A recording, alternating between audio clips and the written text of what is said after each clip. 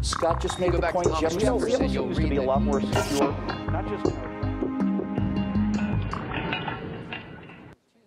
Last year, more Jews emigrated to Israel from France than from any other country, including from war-torn Ukraine and, for the first time since World War II, from the United States. Twice as many Jews moved to Israel from France as from the U.S.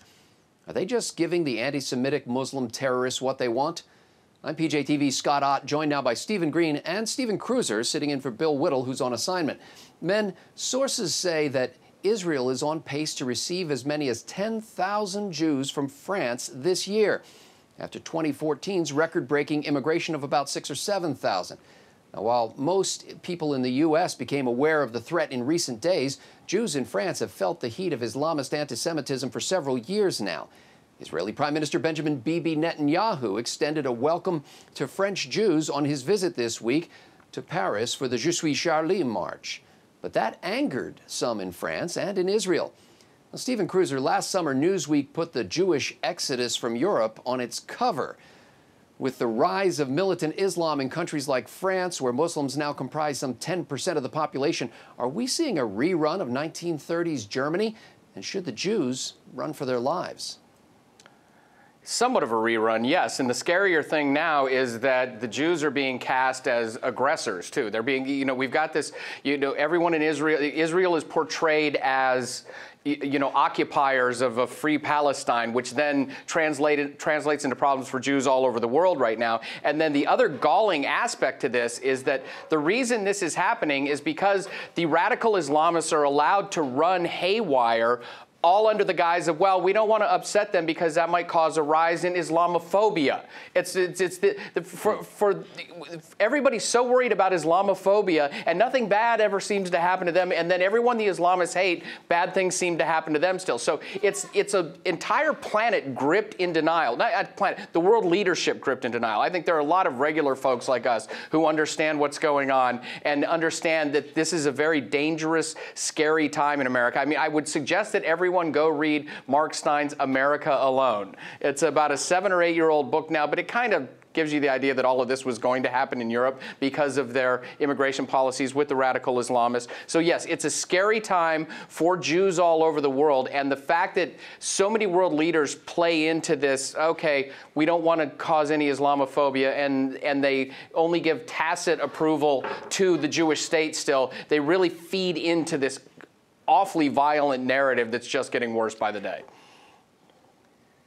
Well, the practice of Aliyah, which is Jews going up, so to speak, to Israel to make their home in the Jewish state, is seen by many in the Zionist movement as a beautiful act of idealism.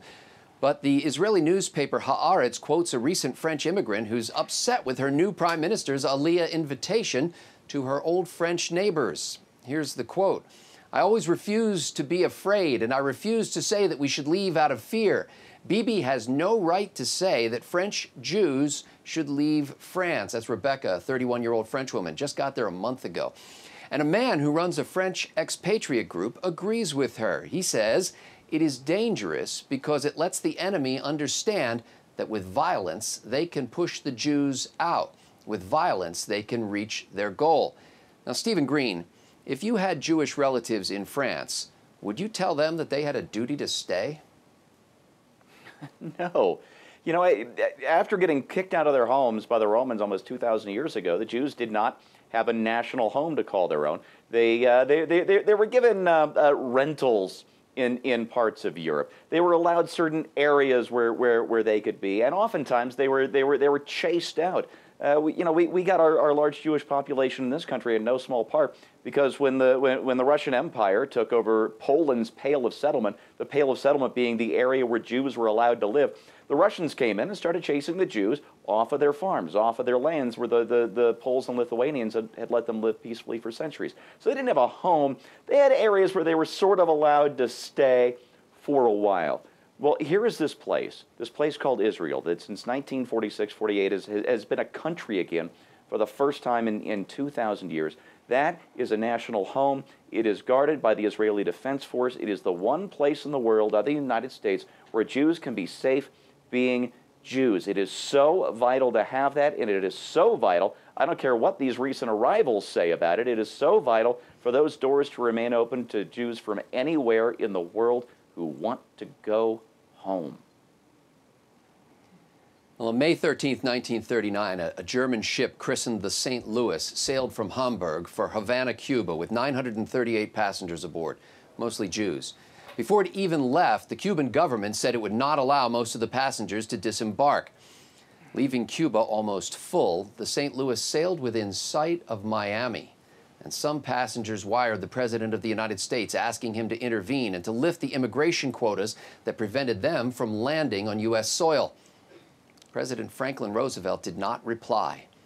The State Department sent a telegram saying that they'd have to get in line because it wouldn't be fair to let them cut in front of the thousands who had already applied for U.S. visas.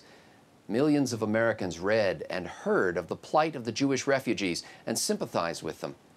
But our government did nothing to help. Jewish organizations negotiated with European countries, some of which agreed to take some of the Jews. When the Nazis overran Western Europe, 532 of the passengers from the St. Louis were trapped. 278 survived the Holocaust. 254 did not. Mes amis juifs en France, faites comme tu dois aujourd'hui ou demain. My Jewish friends in France, do what you must, today or tomorrow. Que le Dieu qui sauve vous tenir dans ses mains. And may the God who rescues keep you in his hands. Et que le Dieu qui juge les hommes nous inspire à faire les choses correctes cette fois. And may the God who judges men inspire us to do the right thing this time. For Stephen Kruiser, Stephen Green, and the entire Trifecta crew at pjtv.com, I'm Scott Ott.